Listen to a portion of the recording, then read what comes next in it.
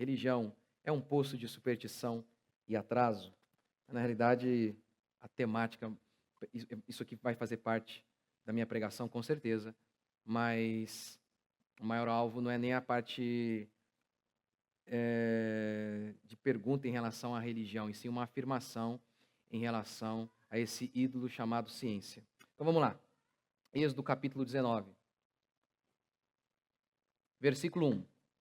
Israel, lembra o contexto? Israel passou pelo Mar Vermelho, Israel está lá no deserto, e a gente chega aqui em Êxodo 19. No fim do 3º mês, depois que os israelitas haviam saído da terra do Egito, naquele mesmo dia chegaram ao deserto do Sinai. Tendo partido de Refidim, entraram no deserto do Sinai, onde acamparam, e Israel ficou acampado ali, em frente do monte. Moisés subiu até Deus, e o Senhor o chamou do monte, dizendo, subiu ao monte, e Deus disse, até aí, subiu ao monte, e Deus disse. Isso aqui é o que define a religião. A religião é aquilo que interpreta a realidade a partir de uma revelação. Toda religião é pautada nisso. Maomé diz que Deus, Alá, falou com ele. Joseph Smith diz que Deus falou com ele. Ellen White, os testemunhos de Jeová, enfim, as religiões são pautadas na revelação. Obviamente, nós acreditamos que todas elas estão mentindo. Apenas a fé cristã está falando a verdade. Mas a religião é isso. É interpretar a realidade a partir da crença de que Deus se revelou a nós. Ok. Paulo vai dizer isso em Gálatas 1:12. Porque o que eu sei, eu não recebi, nem aprendi de homem algum. Eu recebi por revelação. Por meio de revelação. Tem há um vídeo de um dos canais mais famosos, grandiosos da internet, zombando justamente desta cena aqui. Uma sátira, Moisés está descendo. E, obviamente, o site é o Porta dos Fundos, o canal, o povo tudo ateu ali. Moisés está descendo do monte com as tábuas. Com os mandamentos ali. E aí Moisés chega, o povo de Israel está ali reunido no deserto, e Moisés diz assim, gente, eu estou aqui com regras que Deus disse para mim, que vocês vão ter que seguir para sempre. E aí o pessoal já começa a zombar. Deus disse, Moisés? Deus, o Deus? E tinha alguém lá com você no monte, você sozinho? Entendi. E aí Moisés começa a dar as regras. Não roubarás. Ô Moisés, espera aí. Não roubaram o seu cabrito semana passada, Moisés? Lembra-te do sábado, um dia por semana para descanso e culto a Deus. Moisés, como é que é? Vamos ter que cultuar na igreja que é sua, Moisés. Aí Moisés diz, não é minha, não, é sua sim. Não cobiçarás a mulher do teu próximo. E aí a mulher de Moisés está lá se engraçando com alguém. Qual é a mensagem? Religião é uma piada criada por homens gananciosos. Ora, religião é uma superstição que produz apenas morte e atraso. E, na melhor das hipóteses, a religião tem apenas um efeito terapêutico. Não é verdade, mas faz com que as pessoas se sintam bem. Na hora da enfermidade, por exemplo, crer em Deus ajuda as pessoas a superarem uma doença ou a enfrentar o luto. Então, na melhor das hipóteses, essa é a única função da religião. Prover um sedativo para você aguentar a existência que é complexa e cheia de sofrimento. É nessa perspectiva que filósofos e religiosos são todos eles, sem exceção, mentirosos ou charlatões. Só o cientista deve ser ouvido. Só o cientista. Um homem falando com Deus no monte, balela. Um filósofo falando consigo mesmo e com outras pessoas no quarto, balela. Apenas o homem do laboratório é confiável. Apenas de maneira empírica, por meio de observação, o conhecimento pode ser alcançado. Isso tudo explica o nível de absurdo que nós chegamos hoje, desse endeusamento da ciência. Porque note como a ciência se tornou uma divindade. Quando alguém diz assim, a ciência diz, discordar logo em seguida é assinar atestado de loucura ou de blasfêmia. Afinal, a ciência é inerrante. É um aspecto de Deus. E note isso, é tipo Deus mesmo, porque a ciência é uma coisa assim meio, né? Você não dá para pegar, né? Meio divina mesmo. A ciência. Vamos falar então disso. A nossa fé é um absurdo. Nós, cristãos, não negamos que por meio de observação se obtém conhecimento. Nós só não acreditamos que este é o único meio de obter conhecimento. Acreditamos que o laboratório conduzido por cientistas honestos é uma bênção espetacular. Mas mesmo um bom laboratório conduzido por um cientista espetacular, honesto e genial, um laboratório é um lugar pequeno demais para conter toda a realidade da existência humana. É muito pequeno. Ele não pode responder a todos os nossos anseios, problemas, perguntas e questionamentos. Tratemos então, em primeiro lugar, do absurdo. O absurdo. O absurdo que é crer em Deus. As pessoas dizem que é um absurdo. Deus falando com um homem num monte. Tratemos disso então. Deus falando com Moisés. Piada. Sério é que toda forma de vida existente partiu de um organismo do tamanho, era organismo, né? Uma sopa cósmica lá, do tamanho da cabeça de um alfinete, que se expandiu e por meio de uma explosão, a não vida gerou vida, o caos trouxe a ordem. Isso é sério. Isso é sério. Isso é sério. O absurdo da evolução, esquema materialista para tentar matar Deus. Crer que Deus criou todas as coisas. Loucura. Que um ser inteligente, imaterial, todo-poderoso, criou todas as coisas. Loucura. Crer que a ameba se expandiu e gerou, e ali nessa ameba estava contido tempo, espaço, matéria, e ela se expandiu a tal ponto de gerar o que nós vemos hoje, toda a forma de vida existente, a fauna, a flora, as galáxias, o nosso sistema complexo, o nosso sistema solar extremamente complexo, tudo da ameba. Razão. Razão. Crer que um ser inteligente criou o Bach, Sebastian Bach. Loucura. Razão é crer que um primata, que mal poderia ler Turma da Mônica, pariu Shakespeare. Por isso, nunca se esqueça do salmista. Diz o tolo no seu coração, não a Deus. É impressionante como que eles querem colar em nós a ideia de que quem crê é tolo. É o contrário. Atestando contra todas as leis científicas que se conhece, eles insistem em crer neste ídolo chamado teoria da evolução, que segundo filósofos do século XIX teria jogado mais uma pá de cal para sepultar Deus. Ora, a lei da biogênese, por exemplo, de Louis Pasteur, provou que só vida pré-existente pode gerar vida. Olha o absurdo. Que a ciência acreditava até o século XIX. Olha que absurdo. A teoria da geração espontânea.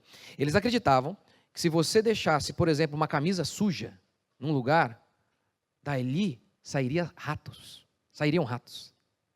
A ciência acreditou nisso até o século XIX. Carne em estado de putrefação, matéria inanimada, poderia gerar moscas e larvas. Primeiro Francesco Redi e depois Louis Pasteur sepultaram isso. Absurdo isso. Inclusive as descobertas de Louis Pasteur moldaram a ciência moderna.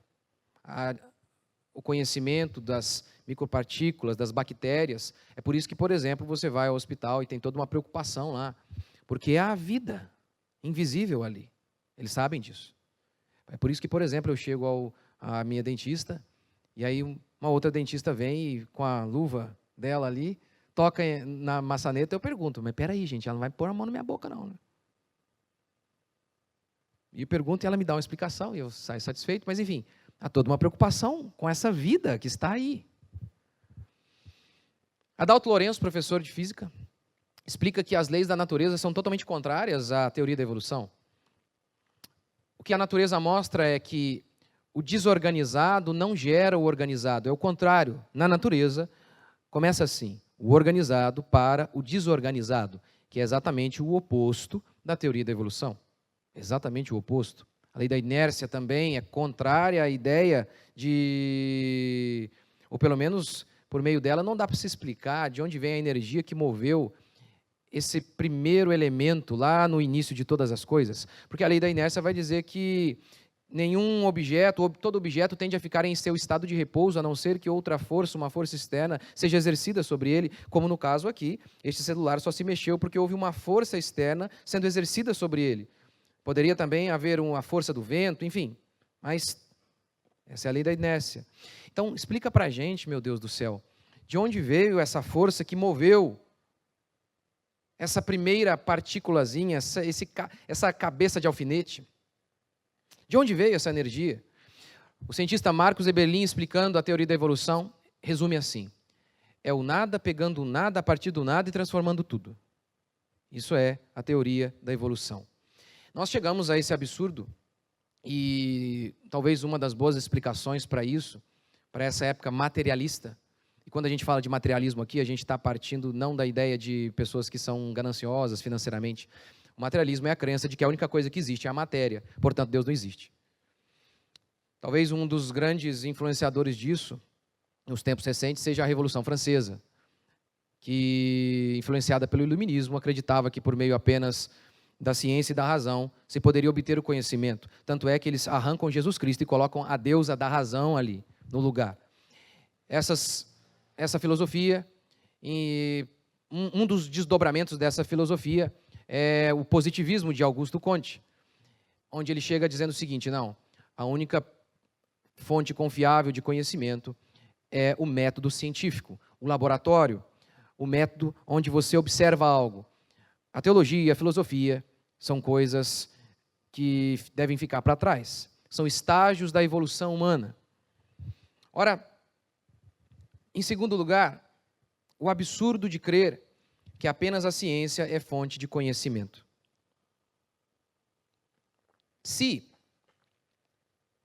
somos materialistas, e tudo que existe é a matéria, como acreditava, por exemplo, Karl Marx, que fez a sua tese de doutorado baseada em Demócrito, filósofo atomista que acreditava que a única coisa que existe são átomos, a matéria.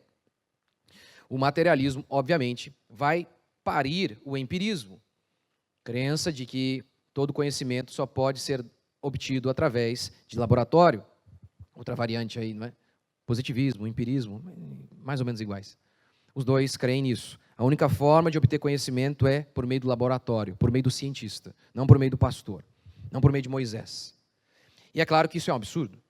Isso é totalmente irracional.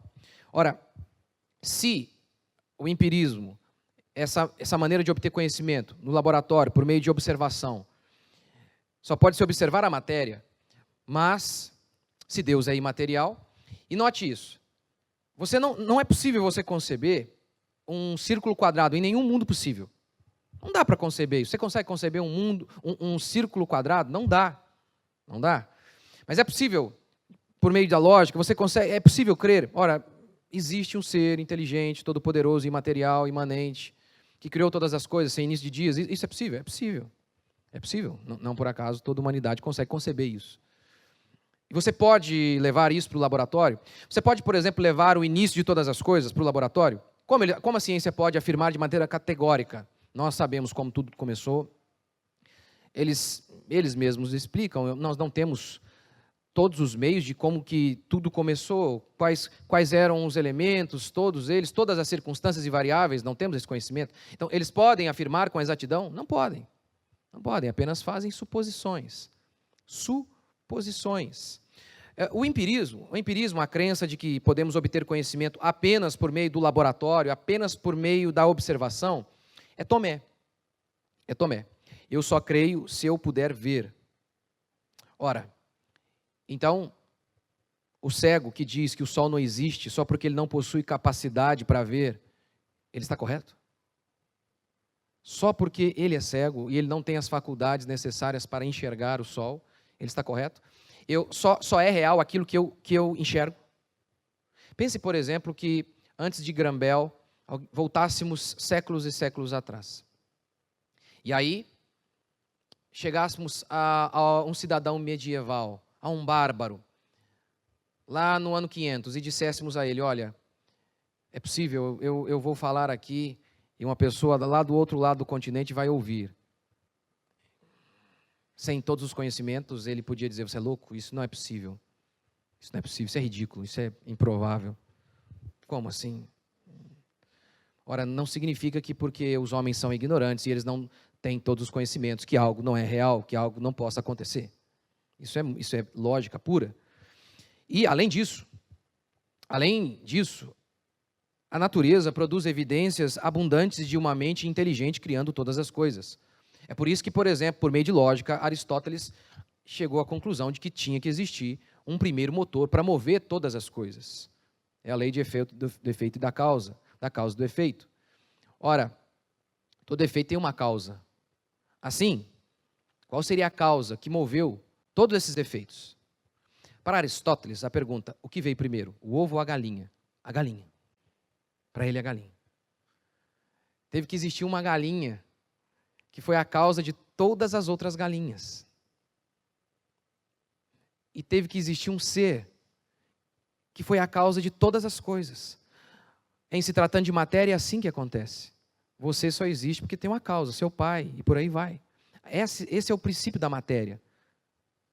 Mas Deus não precisa ter uma causa, Ele é. Tanto é que quando Moisés pergunta, qual o nome, teu nome? Ele diz, eu sou. Eu sou. É uma explicação logicamente possível. Um ser que não precisa de início, porque ele não é matéria. Você, o tempo inteiro, trabalha com tempo. Porque é impossível separar tempo de matéria, como o próprio professor Adalto Lourenço vai explicar. No princípio criou Deus os céus e a terra. Aqui estão todos os elementos da criação. Princípio, tempo, Deus cria o tempo. Céu, espaço, terra, matéria. E é inseparável o tempo da matéria. Você conta a partir da matéria. A terra faz a sua volta ao redor do sol, e aí a gente conta o tempo. Então note como que só há tempo associado à matéria. Isso é espetacular. Isso é espetacular. É como as coisas funcionam. Ora, por todas essas coisas, é uma questão facilmente verificável.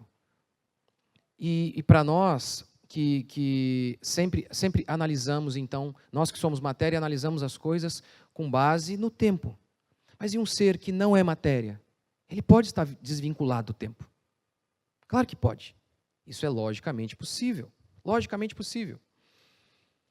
A ciência não matou Deus. Ela matou o homem, que desprovido de sentido, de noção de certo e errado, e de chance de redenção, caminha num vazio sem Deus.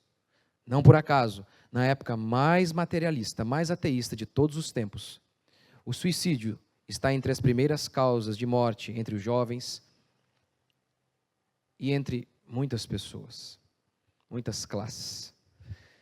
Terceiro, a ciência virou um ídolo. Um ídolo é uma coisa que não existe, mas que você atribui a ele características de Deus. A ciência diz, não existe isso, a ciência diz. Não existe isso. O que existe são cientistas. Cientistas. Cientistas erram e mentem também, como qualquer ser humano. Não, a ciência lida com fatos, não lida. Quem lida com fatos são cientistas. São homens. Homens lidam com fatos. E homens, ao analisar um fato, podem interpretá-lo de maneira errada. E podem até mentir. Comecemos, então, com a interpretação incorreta. Essa, por exemplo, que eu acabei de citar. A teoria da geração espontânea. Que não vida poderia produzir vida. Eles olhavam para a carne inanimada e, de repente, viam ali pousando moscas. E eles falavam, está vendo? Essa é a interpretação do fato. Essa é a interpretação. A não vida gerou vida. Mas os seres humanos, muitas e muitas vezes, não conseguem calcular todas as variáveis.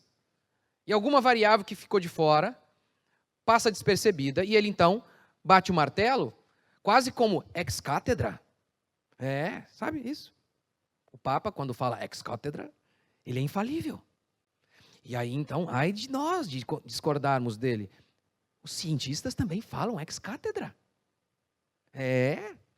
Quando eles dizem, nós não podemos questionar. Não podemos. Note, por exemplo, algo bem simples. O bendito ovo. A ciência dizia o que do ovo? Ruim. Quantos aqui deixaram de comer um omeletezinho, hein? Os mais velhos aí. Que coisa. Mas eles mudaram. E faz parte. Faz parte, mas está vendo? Ela não é inerrante. Por que ela não é inerrante? Porque a ciência não é inerrante? Porque é feita por homens que precisam de observação. E então eles recalculam a rota. Fizemos errado ali. Mas aquilo nos ajudou a chegar a esse ponto aqui. É assim mesmo. É assim, faz parte. Mas não são inerrantes. Não são infalíveis.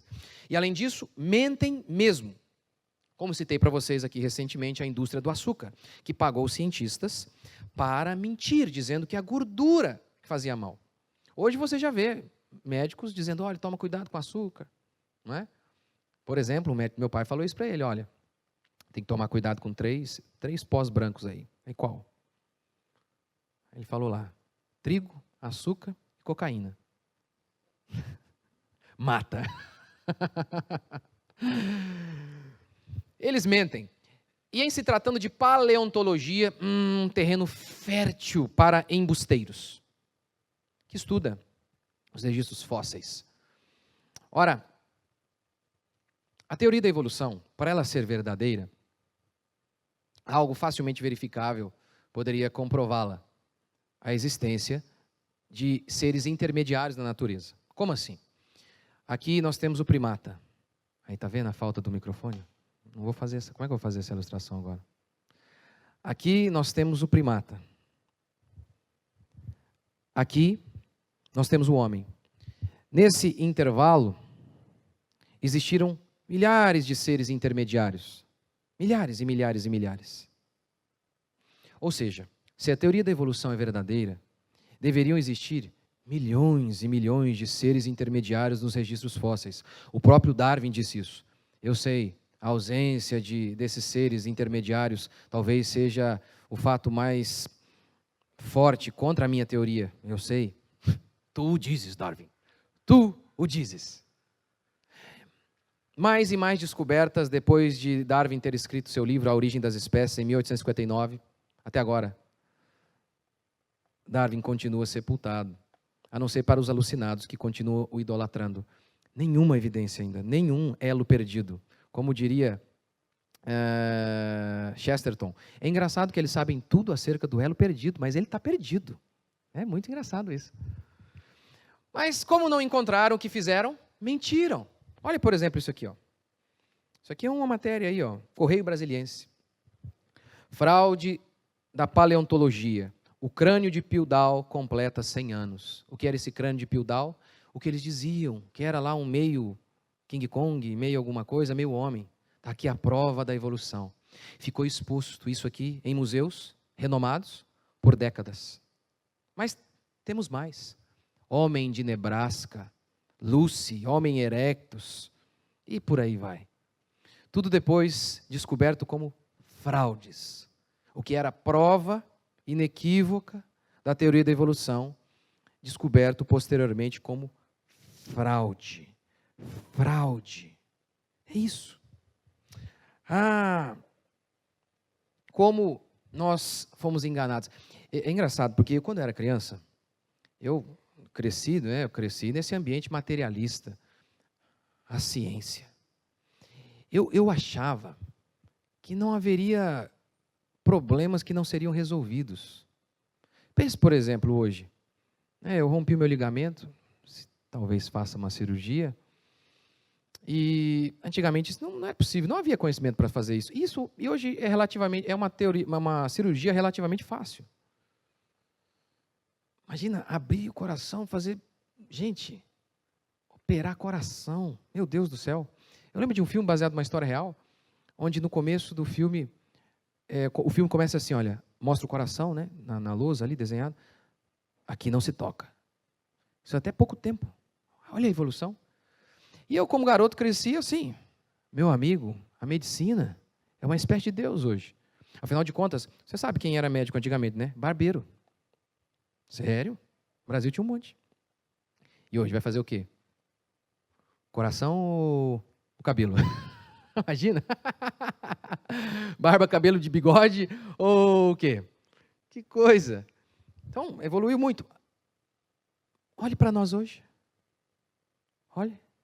Veja se, mesmo o avanço no conhecimento, ainda não é pequeno. Apavorados. Um vírus de letalidade baixa. E todo mundo apavorado. E cada médico falando uma coisa. Cada um fala uma coisa. Um médico disse o seguinte, olha, melhor não entubar, não. Eu ouvi falar que o cara até falou o seguinte, que ele ficou doente. Manda, escreve aí, Mandou outro médico, né? Porque o médico não pode se atender. Escreve aí. Eu não quero ser entubado. Eu falei, caramba. Mora, põe máscara, tira a máscara. O que a gente faz, meu Deus? Não sei. Esse remédio, outro remédio. Qual? Quem a gente segue? Pandemia, mostrando que o ser humano ainda é pequeno em se tratando do conhecimento. Ora, mas mesmo quando os homens acertam, os homens são limitados. Os homens são limitados. De onde viemos? Quem somos? Para onde vamos? Você pode colocar o homem no laboratório, você pode rasgar, abrir o peito dele, mas você não pode saber quem ele é por meio de observação. Por exemplo, Rousseau dizia que você nasceu inocente. Se você é inocente, você precisa apenas de educação e estímulo. A Bíblia, entretanto, declara que você é mau, maligno, desde o ventre de sua mãe. Aí, então, o remédio é outro. Além de educação, disciplina, punição, bem firme. Afinal, você é um cavalo selvagem. Essa é a definição bíblica. Daí, então, também a necessidade de cadeia, de autoridade. Por isso, por exemplo, não somos anarquistas, como muitos esquerdistas. Eles acham que não é necessário o Estado. Nós acreditamos que é. Por quê? Porque Romanos 13 declara: ele é ministro do teu bem para punir o mal. Não precisaríamos de Estado se fôssemos bons. Mas somos malignos. Ou seja, o laboratório é um lugar muito útil, mas pequeno, para conter toda a realidade humana. Toda a realidade. E o pior é que pastores têm se rendido a esse ídolo chamado a ciência. Pastores têm se rendido. As pessoas têm se rendido e pastores também. A ciência diz, para eles é ponto pacífico e acabou. Vou dar alguns exemplos. Nem vou dar da pandemia, porque já cansei de falar disso. Vou dar outro. A teoria do salto. Se você assistiu Gênesis, lá no começo, a novela Gênesis, eu só fiquei sabendo do início da teoria do salto, acho que eu assisti também esse pedacinho. A teoria do salto é o seguinte, Gênesis 1, verso 1. No princípio criou Deus os céus e a terra. Verso 2, a terra, porém, estava sem forma e vazia. Entre o verso 1 e o verso 2, eles acreditam que houve bilhões e bilhões de anos. Que o capeta caiu aqui e estragou tudo. Ou seja, no verso 1, Deus havia criado todo o mundo que nós vemos agora, esse mundo, esse cosmos que nós vemos. Mas o diabo caiu aqui. Então, a partir do verso 2 em diante, não é a criação do mundo, é a recriação do mundo. Um negócio ridículo já em se tratando de semântica, de linguística e de português mesmo. Então, Deus não sabe usar as palavras. Uma coisa é criar, outra coisa é recriar, gente. Em toda a Bíblia, se fala dali como a criação do mundo, não como a recriação. Já começa aí. Mas, o argumento teológico é, Paulo declara que o pecado passou a existir no mundo por causa do homem, através do homem. Ou seja, não havia homem ainda. Não havia. E só começou a existir morte neste mundo por causa do pecado. Antes disso, não havia. Tanto é que Deus cria todas as coisas e Ele vai dizendo assim, é bom. Tudo aqui é bom. Tudo é bom. Porque não havia pecado no mundo. Tudo é bom. Ou seja, se Paulo está correto, Gênesis, então, está errado, ou vice-versa. Então, a teoria do salto é ridícula. E ela passou a ganhar espaço no meio cristão a partir do século XIX. Que coisa, hein? Coincidência? Por quê? Porque aí veio Darwin, 1859, Origem das Espécies. Para a teoria da evolução existir, é fundamental bilhões e bilhões de anos. E aí os pastores, quando ouviram isso, se prostraram diante da deusa ciência e negaram a sua própria fé. É o que eles fazem. E a cada dia, mais e mais evidências mostram a teoria da evolução é uma balela. O pastor Augusto Nicodemos cita um cientista ateu. Ele não crê na teoria da evolução. Ele não sabe explicar como veio. Mas ele sabe, a teoria da evolução é uma balela. E muitos cientistas sérios já sabem disso. Agora, tratemos das mortes. A religião é superstição que mata. A ciência é a razão que salva. Tratemos disso. O século XX, ele começa com um homem cheio de esperança. Cheio de esperança. A era de Aquários chegaria. Cheio de esperança. Por quê? Por quê? Por conta do desenvolvimento tecnológico, a industrialização e as ideologias que prometiam trazer o paraíso à Terra. Em nome de igualdade. Sempre em nome da igualdade. O século XX começava com um homem cheio de esperança. Isso tudo semeado lá no século XIX. 1859, Darwin lança seu livro A Origem das Espécies. 1876, Graham Bell, numa exposição científica nos Estados Unidos, anuncia sua descoberta, sua invenção, o telefone. Dom Pedro ouviu aquilo e disse, oh meu Deus, isso fala. Nietzsche, no século XIX, disse, Deus está morto. Karl Marx, no século XIX, materialista, concebeu seu socialismo científico. Oh, não se esqueça disso. Socialismo científico. E aí? O que aconteceu no século passado? Materialista, com essas ideologias ateístas. O que aconteceu? 2 grandes guerras depois. 100 milhões de mortos, vítimas do socialismo. E o homem descobriu que ele não matou Deus. Quem está morto é ele. Olha o que diz Laurentino Gomes, comentando sobre o século passado. As grandes ideologias do século XIX tinham em comum a noção de que era possível reformar as sociedades e o Estado para acelerar o progresso humano, rumo a uma era de maior prosperidade e felicidade geral. Acreditava-se que a ciência e a tecnologia seriam capazes de conduzir os seres humanos a um novo patamar de desenvolvimento, conforto e autorrealização. E era bem isso mesmo, principalmente todos esses movimentos, essas ideologias, nazismo, fascismo, comunismo, eles não criam em Deus, eles não criam em paraíso. E assim eram esses movimentos revolucionários. E cheios de esperança de trazer esse paraíso à Terra. Eles prometiam haverá igualdade para todos. E olha que coisa interessante. Tanto o nazismo quanto o comunismo, eles alegavam ser científicos. O socialismo era científico. O socialismo de Karl Marx era científico. E o nazismo também. O Hitler dizia que, com base na ciência, ele chegou à conclusão de que deveriam acabar com os judeus, matando então 6 milhões de judeus.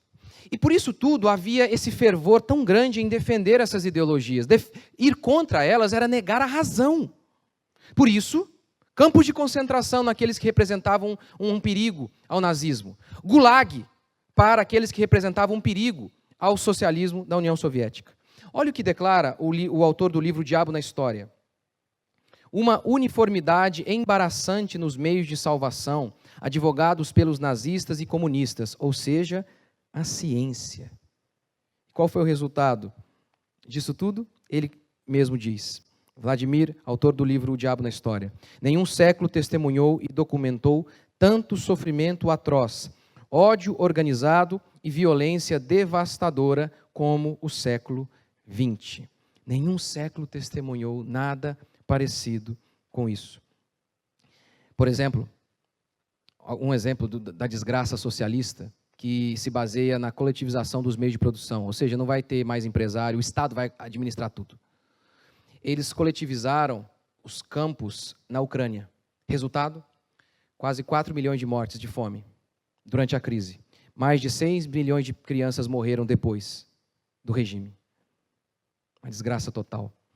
Os nazistas, em nome da ciência, deixavam pessoas no frio. Sabe para quê? Para ver quanto tempo o corpo humano aguentava. Tipo rato, sabe? Tipo rato. Joseph Mengele injetava tinta no olho de crianças para ver se mudava de cor. Ele também tinha tara por gêmeos. Ele costurava um gêmeo no outro. Nazismo. Sabe por quê?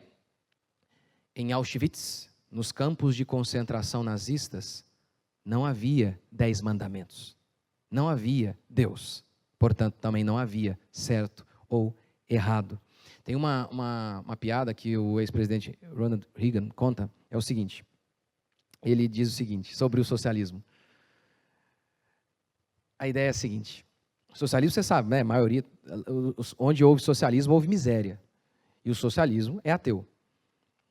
Um dos funcionários do governo foi investigar, foi fiscalizar a plantação. Afinal, o Estado era dono de tudo. E foi lá, diante de um agricultor, perguntar, e aí, como que está a plantação de batatas? E aí, o rapaz disse, olha, temos tantas batatas que elas podemos fazer uma pilha que vai chegar até o céu. E aí, o funcionário do governo, socialista, ateu, disse, espera aí, pô, você sabe que aqui na União Soviética não tem Deus. E ele disse, você sabe que aqui também não tem batata. É óbvio isso, não há nem Deus, nem batata. A frase é interessante porque, lembra de Gênesis? Lembra de Êxodo? É aqui que Deus fala assim, no Monte Sinai para o povo, se eu for o Deus de vocês, eu vou sustentar vocês, eu vou abençoar vocês, vocês serão prósperos. Bendita a nação cujo Deus é o Senhor. Se eu não for o Deus de vocês, a guerra vai os tomar de assalto. A pobreza e a miséria vão tomar conta de vocês. Mas, e o papel da religião? A religião produziu apenas morte e miséria? Primeiro, em se tratando da Igreja Católica, sim. A Inquisição. Mas, em se tratando de comparação, a Inquisição Espanhola matou, a Revolução Francesa matou em um ano mais do que a Inquisição Espanhola em décadas. Ninguém matou mais do que os ateus, ninguém. Como o próprio Vladimir, autor do livro Autor na História, O Diabo na História, mostra, foi o século mais terrível, por conta desses movimentos ateus. Mas, e o que a religião cristã, quando vivida de maneira integral, produziu? O que o protestantismo, que para nós é a religião verdadeira, e mais especificamente a fé reformada, oriunda do calvinismo, o que ela produziu? Deixemos que outros digam sobre nós, não nós mesmos, não nós. Alex Tocqueville, católico, queria entender por que na França a democracia falhou e nos Estados Unidos ela era pungente, absurdamente grandiosa. Como ele concluiu? Ali, você sabe, Estados Unidos, moldado por aqueles calvinistas que saíram fugidos da Inglaterra. O católico, Alex Tocqueville, disse assim, na América é a religião que leva as luzes. Ele foi morar nos Estados Unidos para fazer o seu experimento, para investigar.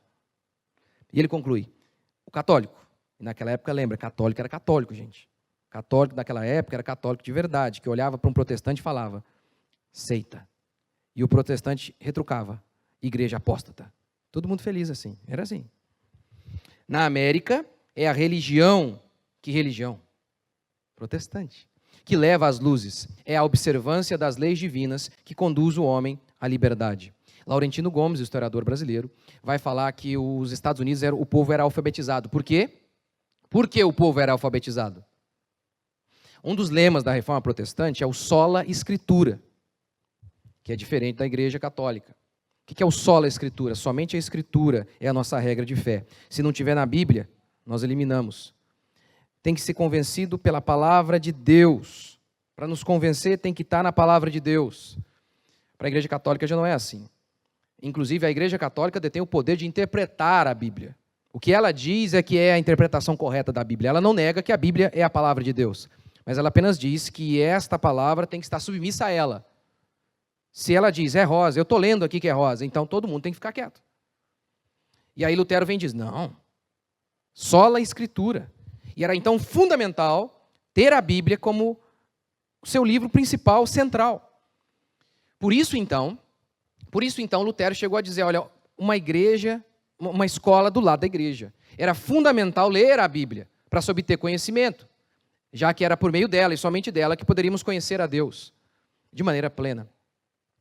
E aí, então, começaram-se a traduzir Bíblias também, coisa que era proibida, a Igreja Católica proibia. Por exemplo, William Tyndale traduziu a Bíblia para o inglês, foi enforcado, estrangulado. Não podia. Mas, pelo desejo de conhecer a Deus por meio da Escritura, sola Escritura, lema protestante, os americanos, então, eram alfabetizados. E, óbvio, todo conhecimento começa por meio da linguagem. Não há conhecimento se não houver linguagem. Tanto é que Aristóteles dizia que a linguagem é pensamento, o pensamento é linguagem. É fundamental. Max Weber, cientista político, chegou à conclusão de que os países protestantes eram mais prósperos por conta do protestantismo. Ele queria entender por que os países católicos como Portugal e Espanha não prosperavam, não avançavam mais, enquanto os países protestantes como Inglaterra e Alemanha floresciam economicamente, culturalmente, politicamente. E a conclusão dele? A ética protestante e o espírito capitalista. É o nome do livro dele. O espírito protestante, a ética protestante explicam por que esses países prosperaram. Um exemplo é esse que eu acabei de dar. Os países católicos eram mais fechados ao conhecimento. Matava gente que tentava traduzir a Bíblia para que o povo pudesse ler. Os portugueses, por exemplo, expulsaram os judeus, os mesmos que haviam trazido conhecimento que levou os portugueses às suas grandes navegações. Eles expulsaram esse povo de lá. Países árabes proibiam a prensa utilizada por Lutero para expandir os seus livros, para levar para todos os lados seus livros, seus escritos. Então, sempre houve uma abertura para o conhecimento nos países protestantes. Veja a fala de Lutero. A verdade custe o que custar. A paz, se possível. Mas a verdade custe o que custar. E aí, esse Ocidente foi parido por essa fé protestante calvinista. E muito. Quinto e último princípio, para a gente encerrar. A evidência de que Deus se revela. E ela é muito simples. Vocês já têm me ouvido por muito tempo. É simples saber se a fé cristã é verdade. A nossa fé é complexa. Há doutrinas que estão além da nossa capacidade humana para compreendê-las. Mas discernir se a fé cristã é verdadeira ou não é muito simples. Muito. Está ao alcance de qualquer um. É logicamente e historicamente verificável. Porque tudo se baseia na morte e ressurreição de Jesus. Tudo. Evento histórico, confirmado por vários historiadores como Flávio Josefo, Plínio o Jovem, Tácito, Romano, todos eles não crentes. Pelo contrário, Tácito chama a fé cristã de peste, de praga. Mas ele confirma o evento histórico, morte de Jesus. Confirma outro evento histórico, outro detalhe histórico importante, que os discípulos acreditavam que Jesus havia ressuscitado. Tácito não acreditava, mas ele descreve isso. Esses historiadores descrevem isso, que esses discípulos foram mortos por alegar que o Cristo, o Galileu, o Nazareno, havia ressuscitado. E nós, então, de maneira lógica, partimos para a pergunta. Faz sentido dizer que eles mentiram? A morte de Jesus é fato. Os discípulos testemunhando isso, dizendo que Jesus ressuscitou, é outro fato também. Agora, é verdade o que eles falaram? Isso é logicamente verificável. Faz sentido para você que homens que foram decapitados, serrados ao meio, que viram parentes estupradas, que viram seus filhos morrendo diante de seus olhos, tudo porque eles diziam, ele ressuscitou. Ele ressuscitou. Nós o vimos morto na sexta e ressurreto no domingo. Ele ressurgiu. Faz sentido para você dizer que essas pessoas mentiram? Mentiram para perder tudo? De modo algum? Não faz sentido algum. Não faz sentido algum. É por isso que tudo se baseia em Jesus. Jesus Cristo no Novo Testamento há mais ou menos quase 300 citações formais de Jesus do Antigo Testamento. E chamando o Antigo Testamento de Palavra de Deus. Palavra de Deus. Por exemplo, nos seus debates com os judeus, Jesus nunca questiona a Bíblia dos judeus, o Antigo Testamento. Nunca. Ele sempre debate assim. Nela, na Escritura, nela está o testemunho a meu respeito. Por que vocês não a ouvem? Ele chama Moisés o tempo inteiro de profeta de Deus e que seus escritos foram a boca de Deus ali. Foi Deus ali por meio de Moisés. Jesus faz isso. Os salmos, os livros proféticos, os livros históricos. Jesus confirmando isso. E, obviamente, os livros apócrifos, que a Igreja Católica acrescentou posteriormente no Concílio de Trento, em resposta à Reforma Protestante, Jesus não faz menção. Não menciona. Jesus não fala para os judeus da época, ei, está faltando livro aí. Porque a Bíblia dos judeus, o Antigo Testamento dos judeus, é esse Antigo Testamento que eu e você temos aqui. Não é o Antigo Testamento da Igreja Católica. Nela foram acrescentados livros para que eles pudessem tentar provar imagens e por aí vai. Isso só no Concílio de Trento, lá na época da Reforma Protestante. Jesus não menciona no Novo Testamento esses livros. Não, de maneira alguma.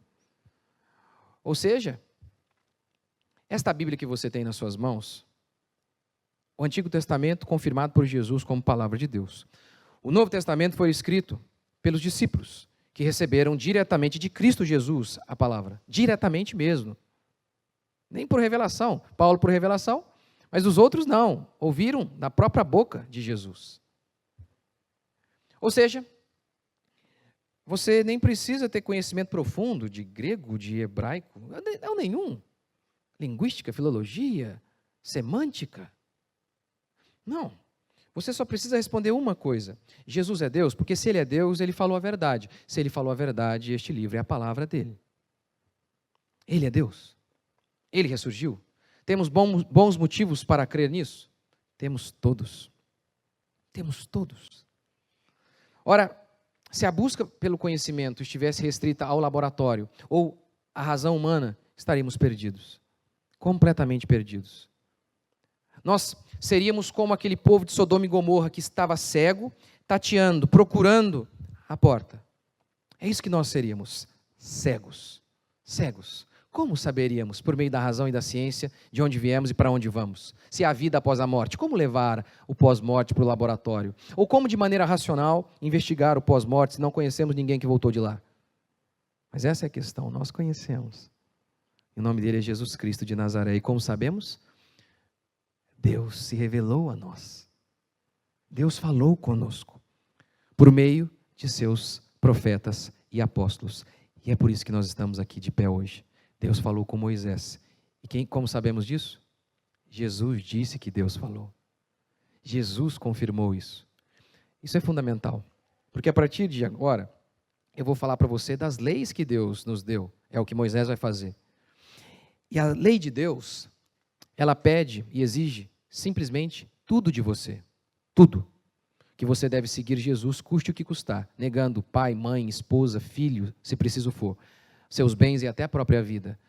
Sendo assim, você precisa ter convicção plena de que este livro é o livro de Deus. Afinal de contas, ele exige tudo de você.